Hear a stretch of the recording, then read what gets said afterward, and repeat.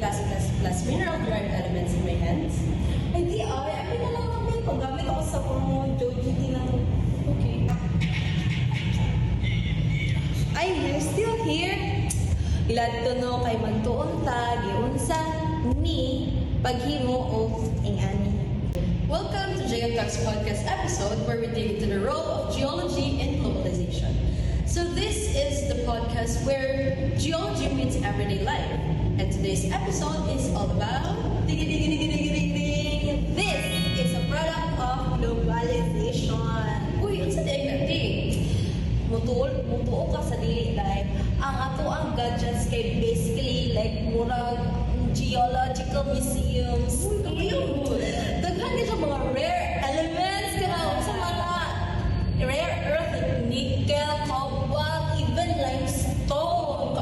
Ang imong phone kay packed with minerals from earth, just straight from earth, mother earth. Wow, diba? Amazing kaayo. So today, ato i-breakdown kung unsa nga minerals ang naa sa sanggol. So, bawas na sa mong phones.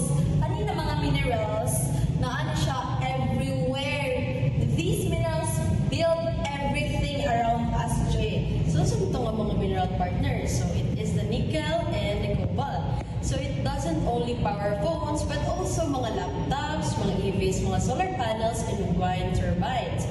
So these minerals are the backbone of the global energy transition. So, sa ako ang pagkabalo mo kay, di ba ang limestone kay one of the most important building materials sa Earth? Balay, kaning eskwelahan, dalan, bridges, tanan na kay kailangan og cement. Okay. Asa man na ikan, mag-start siya sa mined limestones. Okay, true jud ka partner. So whether it's a tech, it's a building, or transportation, so geology is behind every part of modern life yun, di ba? So without geology, Walay, modern life.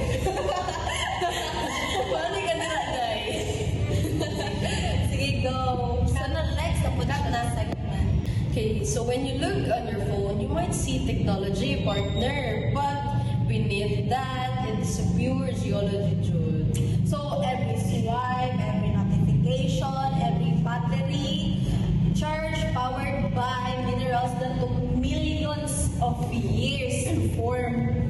Okay, so our modern world everything from phones to electric cars, it's literally built from Earth's geological resources, Jude ba yan, di ba? So, next time you plug in your phone, remember, You're using a piece of the Earth. True! True! Okay, so that's wrap up in geology and everyday life. so next, we'll dig deeper into how global trade shapes mineral demand, especially sa nickel, gold, copper, na gikas sa Philippines. And please look forward to our special guests. Sa guest, mag-isa lang siya secret. So, welcome back to Geo Talks. Today, we are diving into a big question. Why does the world need Philippine minerals? Diba? Anong Philippine minerals nga namin? Pwede mo tayo mag-import. Pero bitaw, true jud te, uy. So this next segment breaks down how global trade shapes mineral demand and how geology, mining in particular, influence international markets. And with that, we have our special guest to share their insights as an incredible geologist. Atong pinalanggang alumna of USAP Geology, geologist Sean Levy Abiera.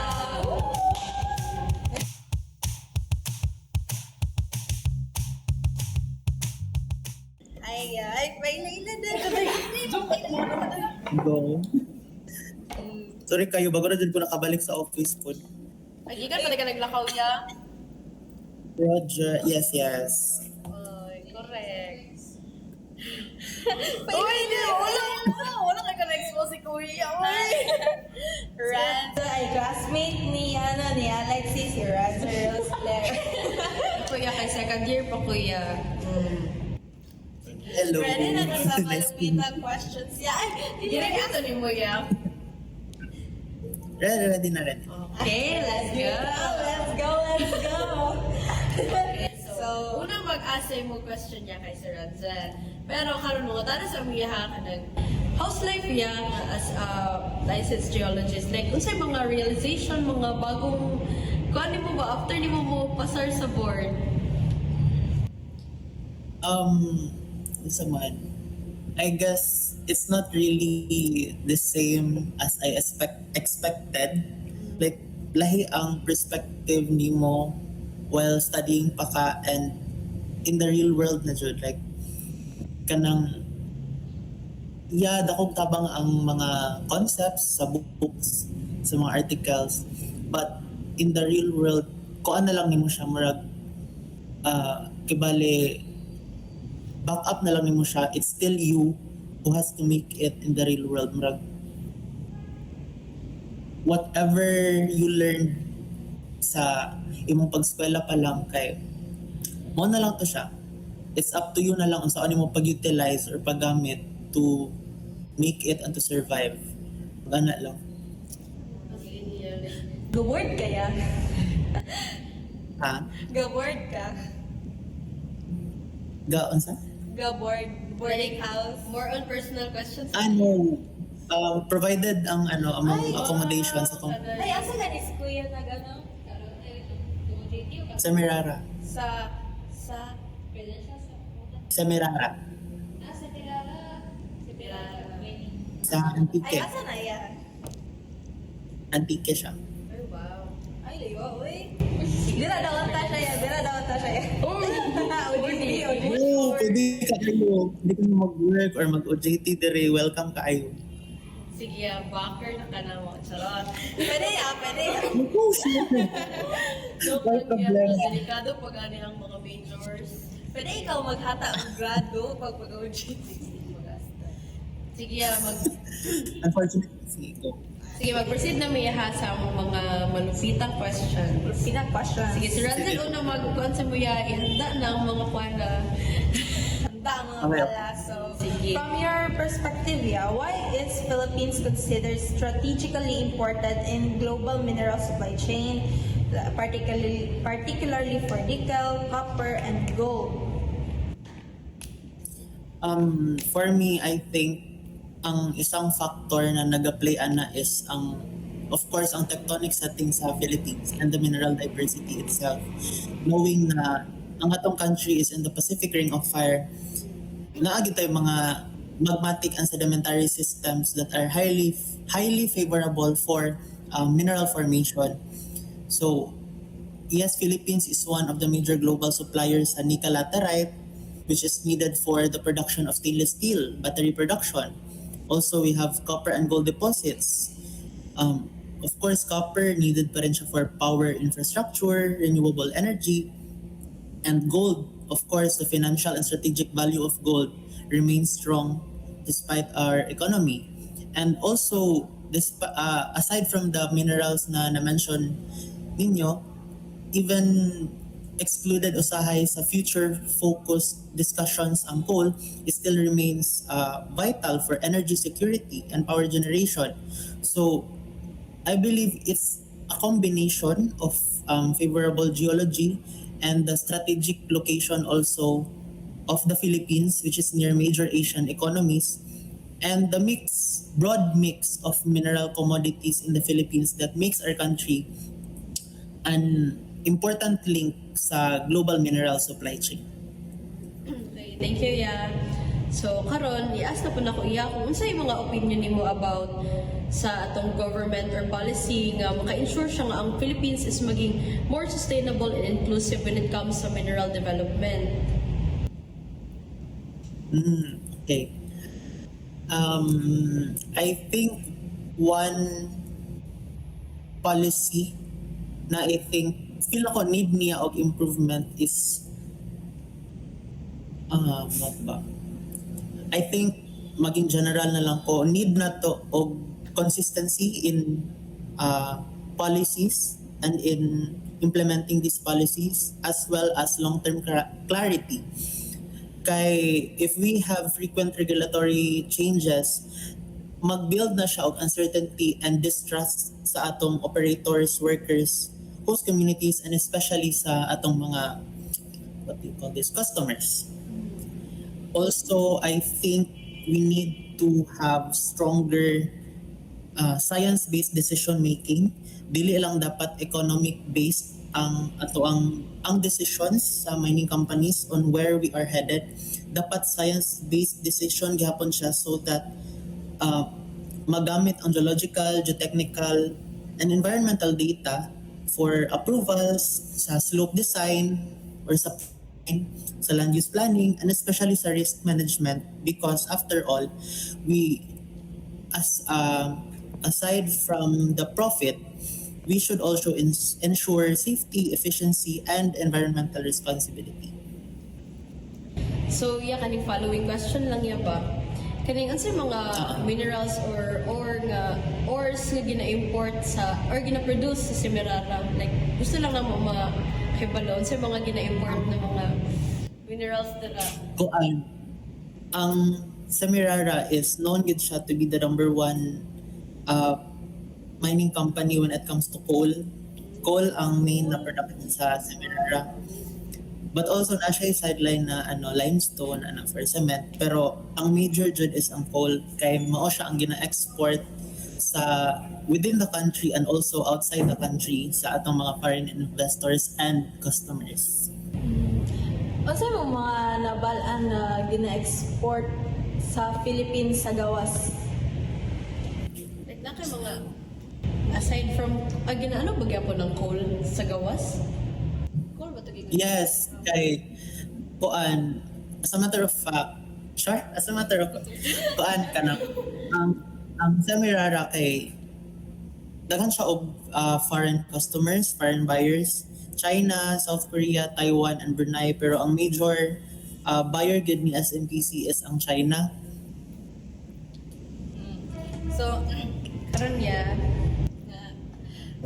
Sunod ay sige ikaw na ay so nakay ka ng idea mga on how global trade relationships like with China, Japan, or Korea influence mining operations and mineral prices sa country na to.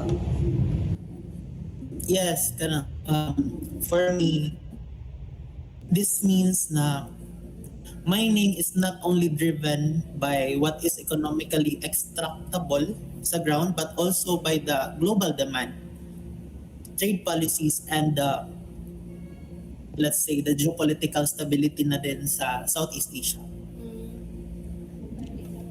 Relationships. Sana kontempo magyapon magani. Okay, so karon last question na nila mo Sure. Dili pa gulas. Ay, dili pa Pag-asa miya unsay ideas nga unsay masayin nimo sa akong podcast topic, which is ang role sa geology in the globe, basically sa globalization. Like unsay masayin nimo unsay mga magano sa imong mind if we talk about geology in the basically global in a globe, geology in a globe. Kasi masayin nimo. At its core, I think, literally and figuratively, geology is what connects the physical Earth to the global systems. So every building, every power plant, battery, transport networks begins with geology. So before ka magpatindog og building or before energy is generated, someone has to understand the soil, the rock mass, the groundwater conditions, and even the geologic structures beneath it.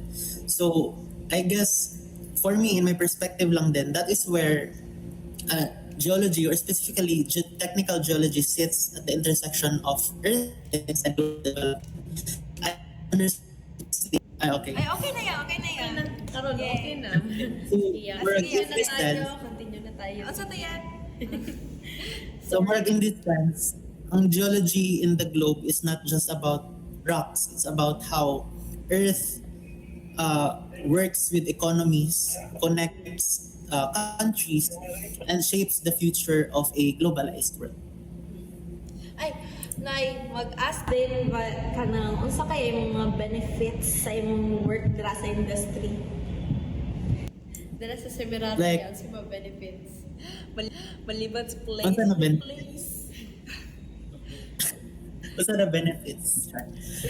Kuan, mo to provided ng accommodation, ang meals, ang 3 meals is provided as well.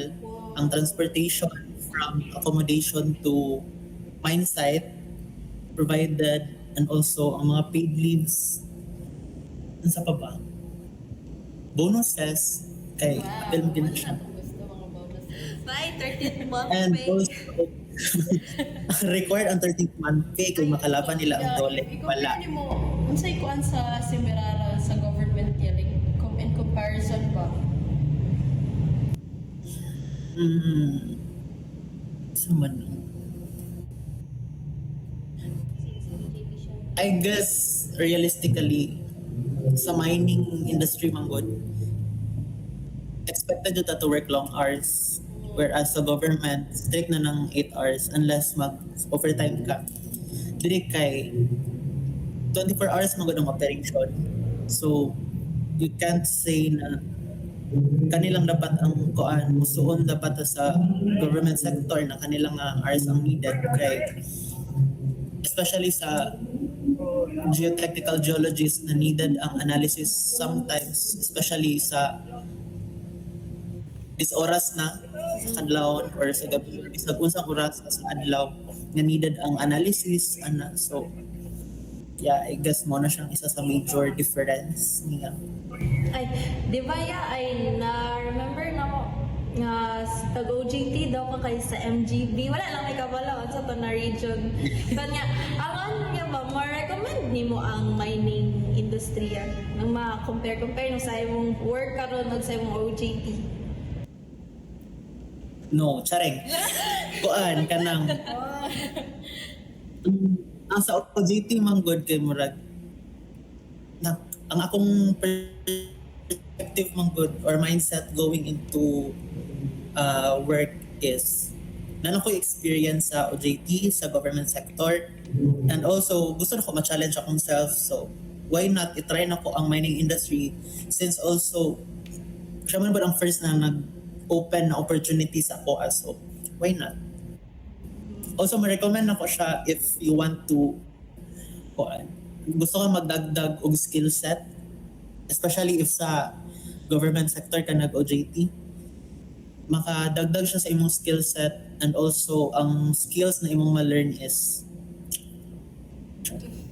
siya kabayra. Chef. Pero, mapasar kaya na nga. Ano sila magkatag og grades?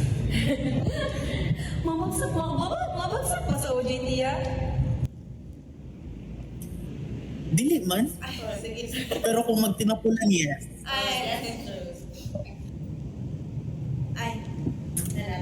Balik.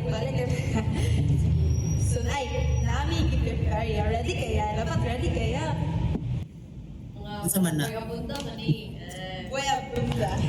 Pero na lang may buhok. Hindi may upaw. Sige, ikaw. Ay, dili mo nakatapos sa akin na. Ay, Asa man ko mag-start yung partner? dili na kasi personal. Personal? Oh, okay. Sige. Sige. So, nami kanya fast talk. Sige. Go. Igneous, sedimentary, or metamorphic? Sedimentary. Nickel or copper? Oh, Mikael. Fieldwork or laboratory? Fieldwork. Mountains or mines?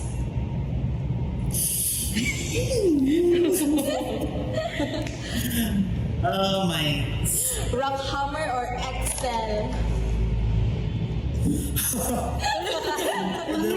Personal siya. Rockhammer. Favorite mineral?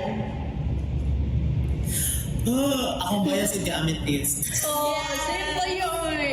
Ay, purple. Wala. Balik. Yes, purple Kukit design. magod kayo yan. Kukit kay amethyst. Yes. Ang sabi ay, most misunderstood thing about geology? Oh, Pila pag mato. wala yung math. Char. Let's come. Sige, go. Philippines, rich, ay mineral rich or under root underutilized? Underutilized. Hardest part of being a geologist? Pagbangon sa buhay. Noon ka, man mo ba yan? Hindi, pero sa tinuod lang ang kuhan. Ang pagpasabot sa mga non-geologist na tao, Ay, especially professionals, and the ones na older sa imo ka, kay aside from the career gap na jud kay age gap na nagtabukod, so I guess mo na siya ang listen to her. So, kaniya, most rewarding part. Bawal sweldo. Sweldo! Bawal. Rewarding part ang experience. Dili mo siya mabayaran. Mabayaran. And also, nice siya fresh pay. Pwede pa i-ask ang sweldo yan. Wow! Okay.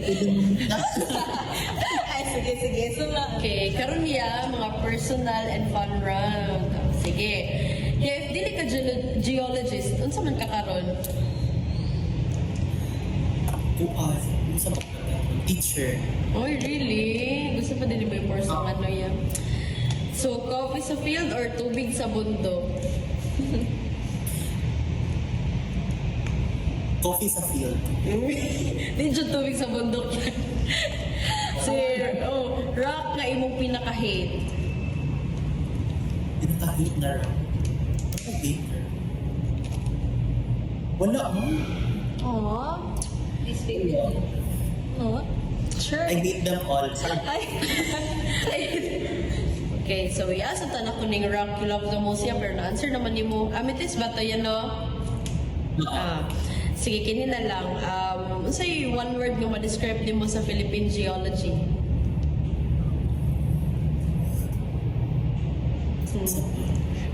Geology, literal na groundbreaking. Mind-blowing. Oh, ano na? Okay, so last na niya. Kanang pwede may maano yung kung sa'yo mga ma-message nimo sa mga students nga gina-think nila ang geology as just rocks. Ano sa'yo message nimo yan eh? Bagong char.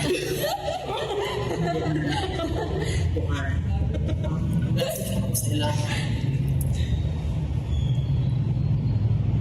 Siguro, in general na lang din, you can't speak about things that you have no knowledge about or you have little knowledge about. Isa common misconception naman dyan sa geologists na puro rocks, puro sa bato lang. Pero when you actually get to learn about the field or the subject, ma-understand mo kung there's more to it than just rocks. Kasi that, you have the space, the universe in itself na mong studying. So, I guess, ako maingo lang sila nga kay kuan ka na don't need it unless you tried it. Wow! Try it. Kaya it's a very beautiful field. It's a very beautiful discipline. And it's a very rewarding career.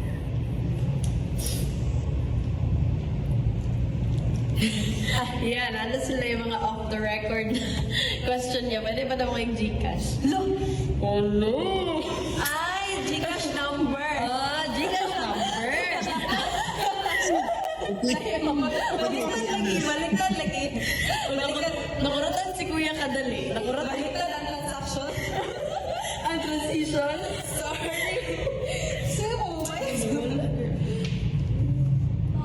Nawala kaya or kami ang nawala? Nawala. Gcash nawala. So, Gcash number to partner. Wala ka man ito na kuman. Kamu dyan, no? Perspective niyo, guys. Ikaw, ansay masini mo? Ikaw sa. Wala na, mugnon ako dahil. No, kay aircon dali. Grabe. Hindi ko wala po ko kabalon sa kong ingon pero na bisag na script sa ang questions kay kulpa yapon. Ay, natin ko masay, uy. Kanang amazing kayo, no? Kaya ma-differ dyan mo ba ang professional professional lang jud kaning students no kay if i-ask nimo mga professional geologists about certain question kay na jud sila matubag so mag-think jud ka nga grabe ka knowledgeable na jud ay nila di ba so ayan ana si kuya lahi ra jud daw ang field and ang pag after na jud nimo mag-graduate like lahi ra ang mukaagi as a student and after mag-graduate so ato na nakita dai no nga murag grabe ka knowledgeable ni kuya uy ma-amaze ka ba na kadagan niyag nahibalaan samantala kita ang estudyante wow ang semirara din naga-import og kaning mga coal di ba so amazing kayo Real, di ko ka-answer ato dahil. Di ko ka-answer ato partner. Wala na si ano. Wala na si kuya. Tanaw. Nya sa malimang masaya tong globalization nga na help sa geology sa Philippines.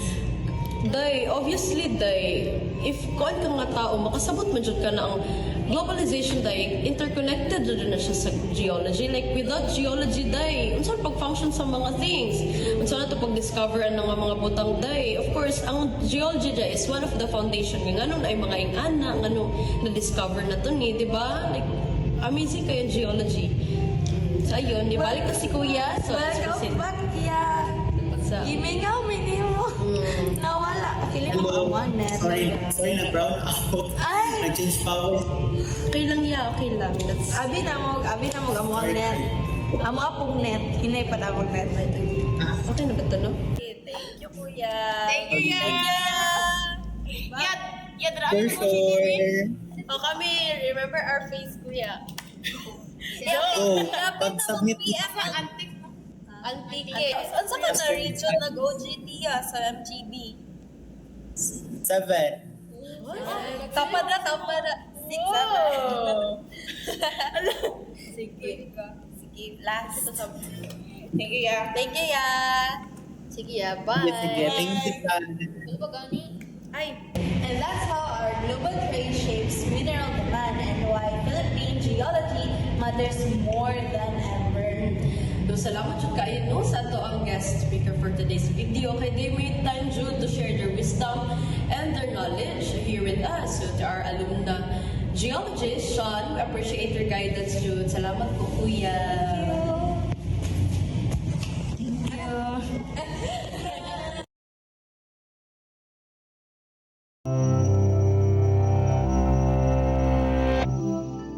As of 2018, there are around 2.5 billion smartphone users in the world. If we broke open all their newest phones, which are just a fraction of the total that have been built, and split them into their component parts, that would produce around 85,000 kilograms of gold, 875,000 of silver, and 40 million kilograms of copper. How did this precious cash get into our phones, and can we reclaim it? Gold, silver, and copper are actually just a few of the 70 or so chemical elements that make up the average smartphone. These can be divided into different groups, two of the most critical being rare earth elements and precious metals. Rare earths are a selection of 17 elements that are actually common in Earth's crust and are found in many areas across the world in low concentrations. These elements have a huge range of magnetic, phosphorescent, and conductive properties that make them crucial to modern technologies. In fact, of the 17 types of rare earth metals,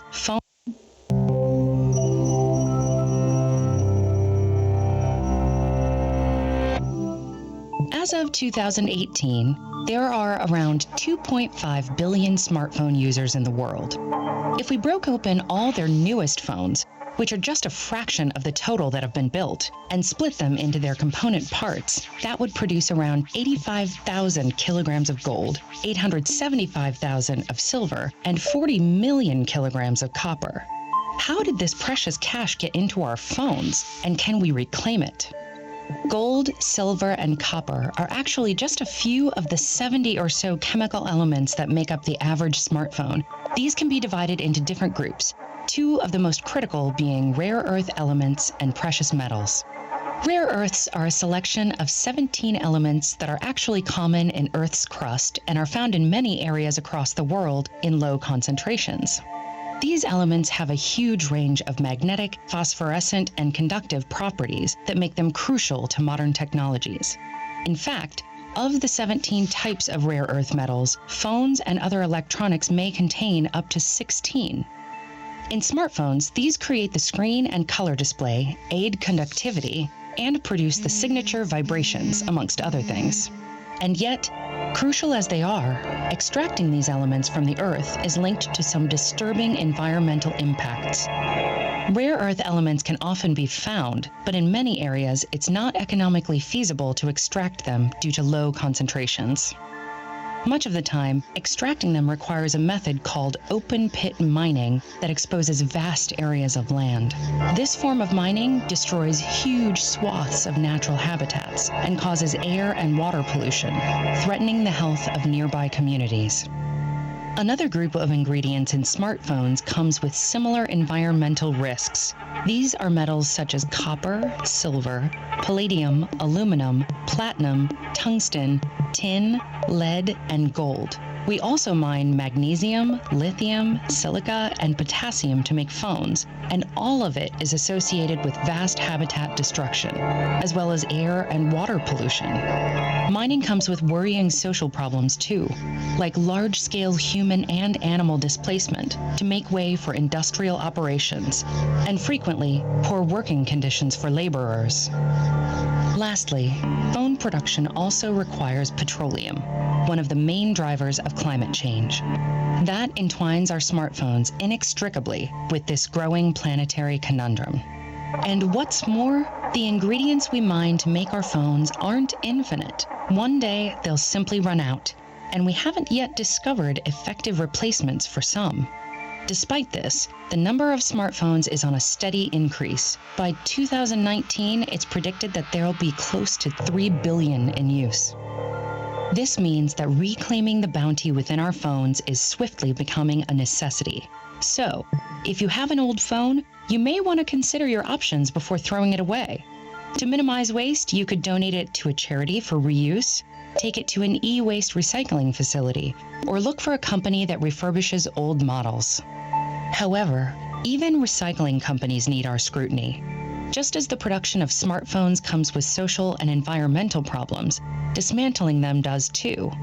E-waste is sometimes intentionally exported to countries where labor is cheap but working conditions are poor. Vast workforces, often made up of women and children, may be underpaid, lack the training to safely disassemble phones, and be exposed to elements like lead and mercury, which can permanently damage their nervous systems. Phone waste can also end up in huge dump sites, leaching toxic chemicals into the soil and water, mirroring the problems of the mines where the elements originated. A phone is much more than it appears to be on the surface. It's an assemblage of elements from multiple countries, linked to impacts that are unfolding on a global scale. So until someone invents a completely sustainable smartphone, we'll need to come to terms with how this technology affects widespread places and people.